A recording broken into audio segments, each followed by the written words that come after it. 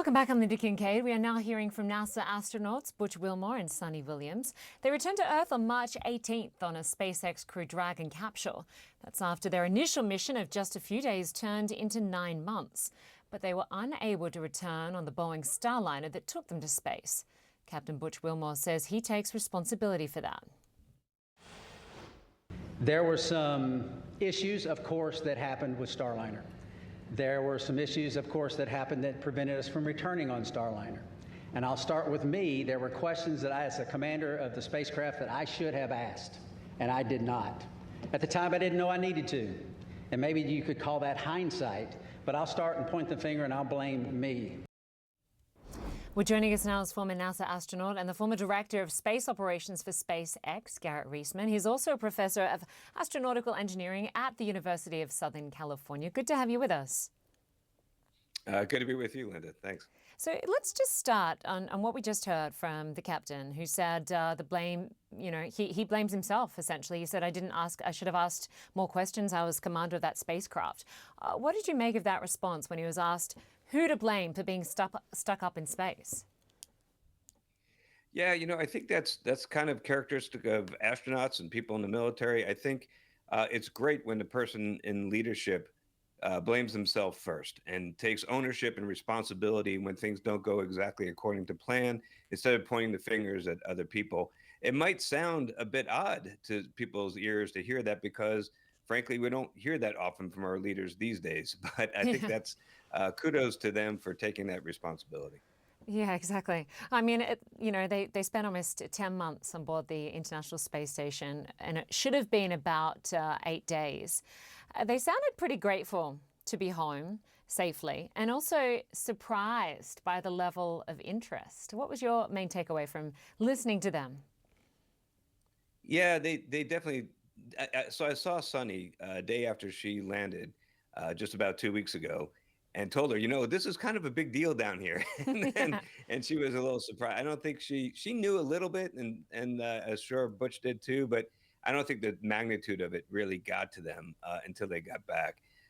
So I think they're somewhat amused by all this and hopeful that the additional attention to spaceflight in general will be good for human spaceflight going forward. Yeah, exactly. And they seem to be in good health. How long does it take when you come back from space to adjust to the Earth's gravity?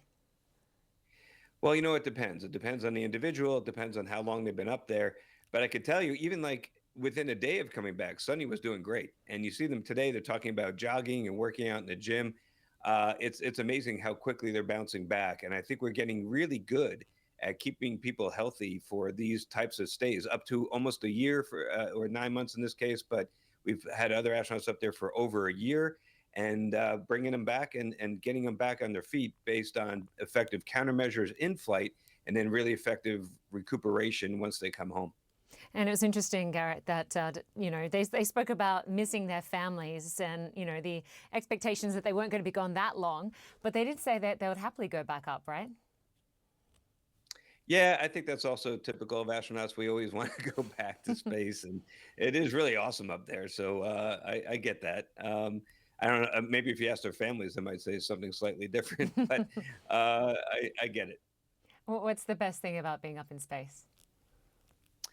The floating, or when I say floating, I really mean the flying, because when you push away from a solid wall and you go shooting across the space station, it's like you're Superman. It's like you have superpowers, and that's just great. I And miss in, it. yeah, I mean, it sounds remarkable. And in this instance, they went up on Starliner, but they came back on a SpaceX capsule. What does this mean for Boeing? The fact that Boeing couldn't bring them back safely?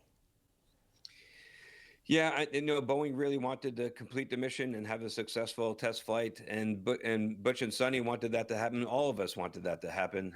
It didn't happen, so it's a bit of a disappointment, and they need to figure out what caused it to go wrong, and then they need to fix those things and fly again. But the thing is, we really need a second vehicle. NASA, the United States, we really need another way to get into space. We call it in the business dissimilar redundancy.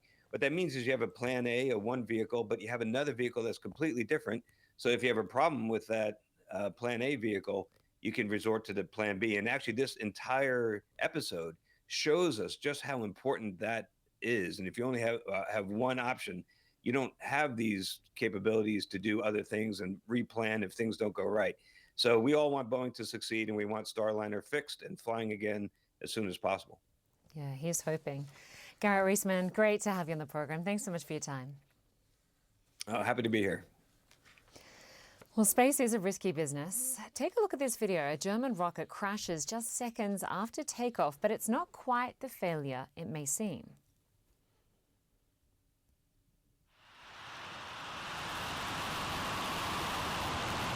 Now, this is the ICER Aerospace orbital rocket. It was launched Sunday from a spaceport in Norway. It spun out and then crashed about 30 seconds after liftoff. But ICER Aerospace says it is actually a sign of progress, as it allowed the company to gather flight data to apply to future missions. This is the first time a rocket capable of reaching orbit has been launched from continental Europe. Incredible pictures there. Well, thanks so much for joining me here on CNN Newsroom. That does it for this show. I'm Linda Kincaid. I'll be back in a couple of hours with much more news. But coming up next is Quest Means Business with our very own Richard Quest. Stay with us. You're watching CNN.